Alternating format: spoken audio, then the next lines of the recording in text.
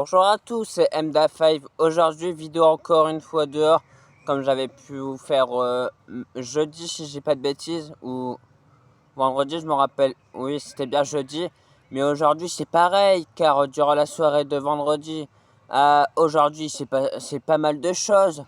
Tout d'abord, la Turquie qui se font éliminer dès le deuxième match de groupe. Ensuite, la victoire 1-0 du Maroc. Et pour finir, le 1 et 2 et 3-0 de la part du Brésil face à Haïti, les frères. Oui, c'est une folie. La Turquie se fait éliminer après avoir joué seulement 2 matchs et sans avoir marqué le moindre but durant cette Coupe du Monde. Avec des joueurs comme Kenan Yildiz, Akçuroglu, des Arda Güler, des joueurs expérimentés et qui évoluent dans les meilleurs clubs comme le Real Madrid. La Juventus de Turin. Donc franchement, c'est une déception pour tous les Turcs. Tout d'abord, une grosse pensée pour vous. Et comment dire que la Turquie s'est fait humilier par le Paraguay? Comment c'est possible de perdre face au Paraguay 1-0? Les Turcs, ils arrêtaient pas de tirer de loin. J'ai pas compris en fait. Les Turcs arrêtaient pas de tirer de loin. On dirait que c'était un jeu. Je sais pas quel jeu, mais c'était un jeu et ils trouvaient ça rigolo. Non, mais franchement, honte à vous, les mecs. Honte à vous. Pourquoi vous proposez un tel football? C'est quoi ça? Franchement, tous les Turcs peuvent être déçus de votre performance et surtout de vos performances clownesques. Je vous voyais peut-être même finir premier, mais au final, vous finissez dernier. Et même dans cette Coupe du Monde où tu peux être meilleur troisième, vous y arrivez même pas. Non, mais je vous comprends pas, vous. Et en milieu de terrain, ils ont des Hakan Çalhanoğlu qui expérimentait à l'Inter Milan. Mais non, lui aussi tente d'être égoïste à faire des frappes à longue distance. Des 60 frappes durant ce match, et c'était quasiment tous des frappes en dehors de la surface. Non, mais les Turcs, vous vous êtes donné un défi. Le défi, c'est essayer de tirer le plus loin et tu gagnes ou quoi? Parce que franchement, les frappes, elles n'ont pas inquiété le Paraguay. Malgré qu'ils se sont pris un cartouche pour avoir parlé comme presque face à Vinicius. Même à 10, ils n'arrivent pas à marquer un but, les Turcs. Non, mais c'est quoi de ça? Comment c'est possible, le Paraguay, avant la Coupe du Monde, je connaissais même pas un joueur. Et c'est toujours pareil, j'en connais toujours pas un seul. Non, mais c'est une honte pour vous, les Turcs. Hein. Honte à vous, j'espère que... Ah, comment dire? J'espère que vous allez rebondir parce que vous êtes quand même une excellente équipe, des joueurs expérimentés dans tous les postes. Mais non, la Turquie, pourquoi faire? Pourquoi faire finir dans le top 3? Pourquoi faire? Alors que quand même dans leur groupe, ils ont Paraguay. Donc franchement, ils ont même l'Australie. Certes, ça aurait pu faire débat entre l'USA et la Turquie avant la Coupe du Monde. Je demandais si la Turquie allait réussir à battre les États-Unis et finir premier. Non, mais là, c'est pas la question. C'est vont-ils réussir à gagner des points durant ce mondial? Non, mais franchement, je sais pas si vous voyez la régression de la Turquie. Parce un très bon euro, ils se font éliminer par les Pays-Bas dans un match intense. Mais là, mais non. Pourquoi faire gagner face au Paraguay, je pense que les Turcs, ils ont dû se dire on va gagner facile, du coup on va tenter des frappes à longue distance. Non, mais c'est pas ça le football. Franchement, les mecs, c'est quoi de ça? On vous a appris comme ça le football? Non, mais franchement, faut rebondir, hein, faut vraiment aller se faire. Je suis désolé hein, de m'énerver, mais j'avais de grandes attentes envers la Turquie. Au final, ils n'ont pas su faire mieux que finir dernier et peut-être prendre à peine un point, voire trois si tout se passe bien, entre guillemets. Donc franchement, les Turcs, honte. C'est une honte, les joueurs turcs doivent s'en vouloir. Ah, mais après, c'est votre problème. Franchement, les supporters turcs, vous êtes courageux avec votre équipe. Hein. Parce que légitimement, vous pouvez, avant le mondial, vous pouvez vous dire on va finir peut-être premier. Mais non, même pas dernier.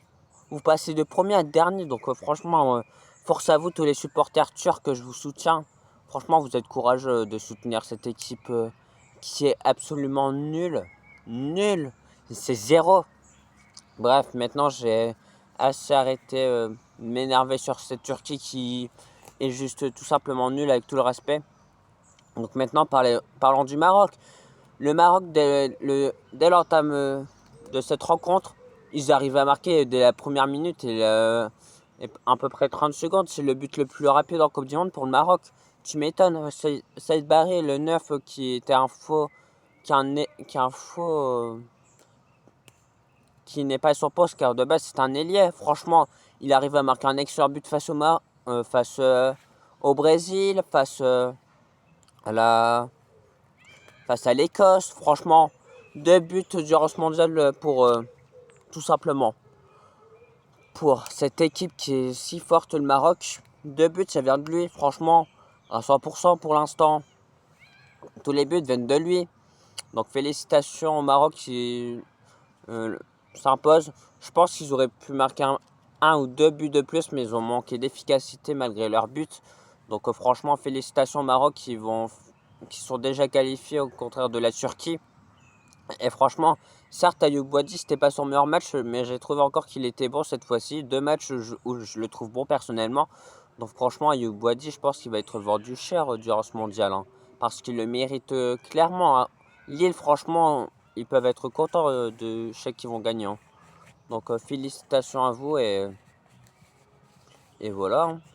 Félicitations et vous le méritez pleinement d'avoir un joueur comme Ayoub Boadi.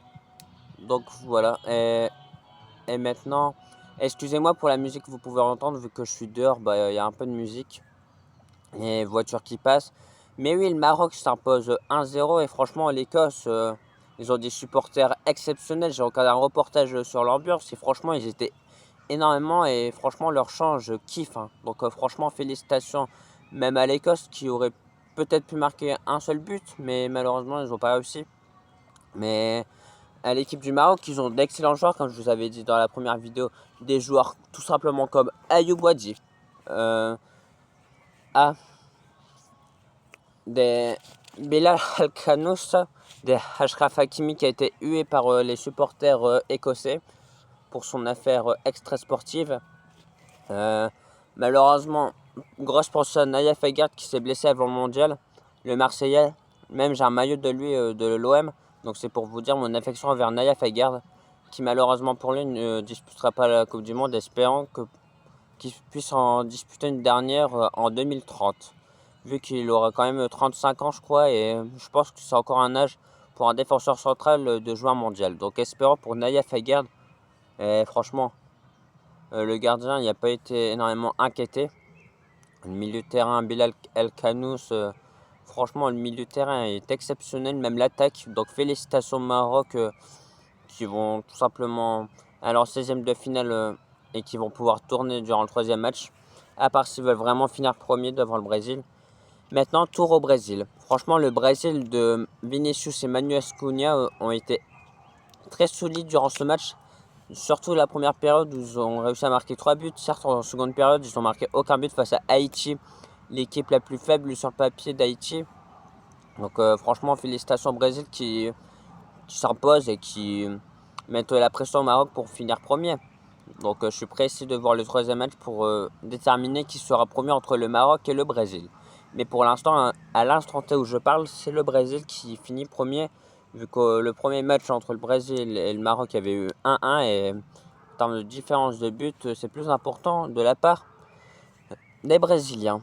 Sur 2 matchs excellents de Vinicius Junior et Matheus Cunha qui a su marquer également. Mais par contre, le match d'Henrique, il y avait beaucoup de supporters brésiliens qui ne comprenaient pas pourquoi il n'était pas entré face au Maroc, mais il a été inexistant durant ce 2e match. Je sais qu'il pourra rebondir, mais franchement, Ancelotti, c'est des buts plutôt assez réussis en Coupe du Monde, je trouve. Alors que le Maroc mérite un petit peu plus au premier match. Donc franchement, une victoire 3-0 des Brésiliens. Mais face à Haïti, c'est vraiment une équipe sans manquer de respect, une équipe ultra faible avec des joueurs presque inconnus au bataillon qui jouent soit dans des soit dans des championnats exotiques ou des championnats qu'on connaît à peine nous les Européens. Donc franchement, Haïti c'est une équipe faible qui va, je pense, peut-être se faire humilier face au Maroc, malgré que je trouve que le Maroc il manque clairement d'efficacité, malgré qu'ils ont pu gagner ce match. Mais sinon, ouais, que vous dire de plus le Brésil qui mérite clairement sa victoire. Le Maroc, ils ont su marquer très tôt dans le match malgré qu'ils ont manqué d'efficacité. Et la Turquie, bah, tout simplement l'équipe qui nous a tous déçus. Hein, parce que je voyais beaucoup de youtubeurs dire je suis pressé de voir la Turquie en Coupe du Monde, ils vont faire du sale. Mais franchement, si vous appelez ça du sale, j'appelle ça plus une humiliation historique pour la Turquie. Mais après, chacun son avis. Donc voilà. En tout cas, c'est toujours un plaisir de vous faire des vidéos. Excusez-moi si je bouge un peu parce que je suis dehors et je suis mal assis. Donc j'essaie de me trouver des positions et voilà. En tout cas, merci à vous de m'avoir écouté durant ce débrief. Si vous avez aimé, n'hésitez pas à lâcher votre meilleur like et votre abonnement pour suivre plus de contenu footballistique durant cette Coupe du Monde. Et la Turquie va disputer leur 3e match sans avoir aucun enjeu. Donc franchement, déçu des Turcs et content des Marocains et des Brésiliens qui ont su faire un bon match. Donc félicitations à eux deux. Et la Turquie, bah, retournez chez vous, hein, malheureusement. J'aurais bien voulu que la Turquie aille loin, mais ils n'ont pas su. Ils ont pas su faire grand chose avec des joueurs ultra talentueux. Je me demande si c'est vraiment la faute du coach ou vraiment des joueurs qui ont su apposer aucun homme. Ils ont fait que de tirer de loin, qu'ils avaient trop d'individualité et peut-être qu'ils étaient trop égoïstes pour espérer faire grand chose durant ce mondial. Mais voilà. En tout cas, mon débrief est fini. N'hésitez pas à liker et à vous abonner pour suivre plus de contenu. Merci à vous, c'était MDA5 et je vous dis à bientôt la famille. Et vive la Coupe du Monde qui est pour moi tout simplement exceptionnelle malgré les post fraîcheurs. Donc vive la Coupe du Monde et merci à vous.